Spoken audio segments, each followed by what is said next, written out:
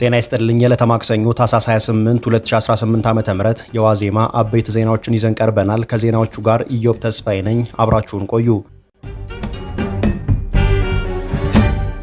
ብሔራዊ ባንክ በልዩ የኢኮኖሚ ዞኖች ውስጥ የሚሰማራ የባንኮች ቅርንጫፎች ከልዩ ኢኮኖሚ ዞኑ ውጪ ለሚገኙ የባንክ ደንበኞች አገልግሎት መስጠት እንዳይችሉ የሚከለክል አዲስ መመሪያ አወጣ።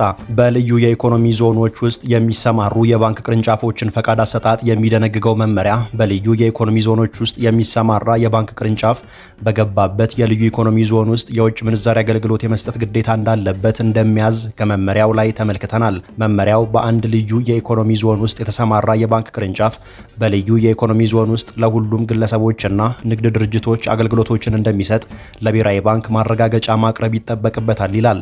የየትኛውም ባንክ ቅርንጫፍ ከብሔራዊ ባንክ ፈቃድ ሳያገኝ በልዩ የኢኮኖሚ ዞን ውስጥ አገልግሎት መስጠት እንደማይችልም በመመሪያው ላይ ተጠቅሷል። መመሪያው ከመውጣቱ በፊት በልዩ የኢኮኖሚ ዞኖች ውስጥ አገልግሎት መስጠት የጀመሩ የባንክ ቅርንጫፎች አዲሱን መመሪያ ለመተግበር የ2 ዓመት ጊዜ ይሰጣቸዋል። በአፋር ክልል ሰመራ ከተማ አቅራቢያ ዛሬ ማክሰኞ ታህሳስ 28 በሕገ ወጥ ሰው አዘዋዋሪዎች አማካኝነት ከአገር በመውጣት ላይ የነበሩ ፍልሰተኛ ወጣቶችን ያሳፈረ ተሽከርካሪ ላይ በደረሰ የመገልበጥ አደጋ የ22 ሰዎች ሕይወት አለፈ። በዚሁ አደጋ ሌሎች 65 ሰዎች ከባድና ቀላል የአካል ጉዳት እንደደረሰባቸው የክልሉ መንግስት ኮሚኒኬሽን ቢሮ ባወጣው መግለጫ አስታውቋል። በአደጋው የአካል ጉዳት የደረሰባቸው ወጣቶች በዱብቲ ሪፈራል ሆስፒታል የሕክምና ክትትል እንዲያገኙ እየተደረገ መሆኑንም መግለጫው ጠቅሷል። ወጣቶች በህገወጥ የሰዎች ዝውውር ሳቢያ የሚያጋጥሙ አደጋዎችን በቅድሚያ እንዲገነዘቡና የሰው አዘዋዋሪዎች በሚሰጧቸው የሐሰት ተስፋ በመታለል ህይወታቸውን ለአደጋ እንዳያጋልጡ የክልሉ መንግስት አሳስቧል።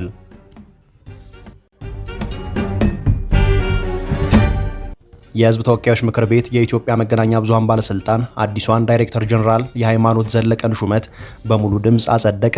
ሃይማኖት የባለስልጣኑ ዳይሬክተር ጀነራል እንዲሆኑ ባለፈው ሳምንት ለምክር ቤቱ በእጩነት ያቀረቧቸው በባለስልጣኑ ማቋቋሚያ አዋጅ መሰረት ስልጣን የተሰጣቸው ጠቅላይ ሚኒስትሩ ናቸው። ሃይማኖት ከዚህ ሹመታቸው በፊት በአዲስ አበባ ከተማ አስተዳደር ስራ አስኪያጅ ጽህፈት ቤት የኮሚኒኬሽን ምክትል ኃላፊ ሆነው አገልግለዋል። ሃይማኖት የባለስልጣኑ ዳይሬክተር ጀነራል ሆነው የተሾሙት በሳምሶን መኮንን ምትክ ነው። የመገናኛ ብዙሃን ባለስልጣን በበኩሉ ላለፈው 1 ዓመት ያህል ጊዜ ብቻ በኃላፊነት ያገለገሉት ሳምሶን ከስልጣን የለቀቁት ለድህረ ዶክትሬት ትምህርት መሆኑን ጠቁሟል። ግዙፉ የፈረንሳይ የችርቻሮ ንግድ ኩባንያ ካርፎር ግሩፕ ወደ ኢትዮጵያ ገባ። ካርፎር በኢትዮጵያ ውስጥ በችርቻሮ ንግድ ለመሰማራት መግባቱን ያስታወቀው በሚድሮክ ግሩፕ ስር ከሚተዳደረው ኩዊንስ ሱፐርማርኬት ኃላፊነቱ የተወሰነ ኩባንያ ጋር ዛሬ ማክሰኞ ስምምነት በተፈራረመ ወቅት ላይ ነው። ሁለቱ ኩባንያዎች በተፈራረሙት በዚህ ስምምነት መሰረት በአገር ውስጥ የችርቻሮ ንግድ የተሰማሩ 13 የኩዊንስ ሱፐርማርኬት ቅርንጫፎች ከተያዘው የአውሮፓውያኑ ዓመት አጋማሽ ጀምሮ ወደ ካርፎር ብራንድ እንደሚቀየሩ በስምምነቱ ፊርማ ወቅት ተገልጧል። በቀጣዮቹ 3 ዓመታት ውስጥ ደግሞ ካርፎር ተጨማሪ 17 ቅርንጫፎች ይኖሩታል ተብሏል። ኬንያን፣ ኡጋንዳን እና ሴኔጋልን ጨምሮ አፍሪካ ውስጥ 550 ቅርንጫፎች ያሉት ካርፎር በዓለም ዙሪያ ደግሞ በጠቅላላው ከ15000 በላይ መደብሮች አሉት። የኢትዮጵያ መንግስት የውጭ የችርቻሮና የጅምላ ንግድ ኩባንያዎች በአገር ውስጥ ገበያ እንዲሰማሩ ፈቃድ የሚሰጥ አዋጅ ያጸደቀው ከ1 ዓመት በፊት ነበር።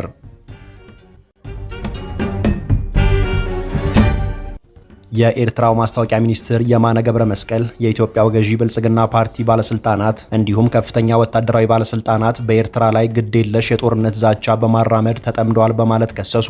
የማነ ገዢው ፓርቲ በተቀነባበረ ካርታ የኤርትራ ሉዓላዊ የባህር ዳርቻ አካባቢዎች የኢትዮጵያ ግዛት አካል ያደረገ ካርታ በማሳየትና ለውጭ አካላት ከባህር በር አንጻር ኢትዮጵያ ተጎጂ እንደሆነች አድርጎ የማቅረብ አካሄድ በመከተል ላይ ነው በማለት ወንጅለዋል። ይህ የብልጽግና ፓርቲ ድርጊት ትኩረት የመሳቢያና የጠባጫሪ ድርጊት ነው በማለት ጭምር የማነ ከሰዋል። የማነ ይህንን ክስ ያሰሙት እሁድ ዕለት በአንድ የኢትዮጵያ የምልምል ሰራዊት አባላት ምረቃ ላይ የጦር ሰራዊቱ ከፍተኛ መኮንኖች አሰብና አካባቢዋን ያካለለ የኢትዮጵያ ካርታ ይዘው መታየታቸውን ተከትሎ ነው። እስራኤል ለሶማሊላንድ እውቅና ከሰጠች ከ2 ሳምንት በኋላ የውጭ ጉዳይ ሚኒስትሯን ዛሬ ወደ ሀርጌሳ ላከች። ውጭ ጉዳይ ሚኒስትር ጌዲዮን ሳር ከሶማሊላንድ ፕሬዝዳንት አብድራህማን አብዱላሂ ጋር ዛሬ ጋዜጣዊ መግለጫ ሰጥተዋል። በሌላ ተያያዥ ዜና ከሶማሊላንድ የእውቅና ጉዳይ ጋር በተያያዘ ሶማሊላንድና ጅቡቲ ዲፕሎማሲያዊ ውዝግብ ውስጥ መግባታቸውን ተከትሎ የሶማሊላንድ መንግስት የጅቡቲ አየር መንገድን የበረራ ፈቃድ ሰርዟል። የጅቡቲ አየር መንገድ በሳምንት 4 በረራዎችን ወደ ሀርጌሳ በማድረግ ላይ ነበር። በሁለቱ ወገኖች ዲፕሎማሲያዊ ውዝግብ የተነሳ ሶማሊላንድ ጅቡቲ የሚገኙ አምባሳደሯን ከሳምንት በፊት የጠራች ሲሆን ጅቡቲም ሀርጌሳ የሚገኘውን የዲፕሎማሲ ጽሕፈት ቤቷን ዘግታለች። ለዕለቱ የያዝናቸው መረጃዎቻችን እነዚህ ነበሩ። ተጨማሪ የዋዜማ ዜናዎችንና መረጃዎችን ዋዜማ ሬዲዮ ብላችሁ በማህበራዊ ገጾቻችን ታገኛላችሁ። ጤና ይስጥልኝ።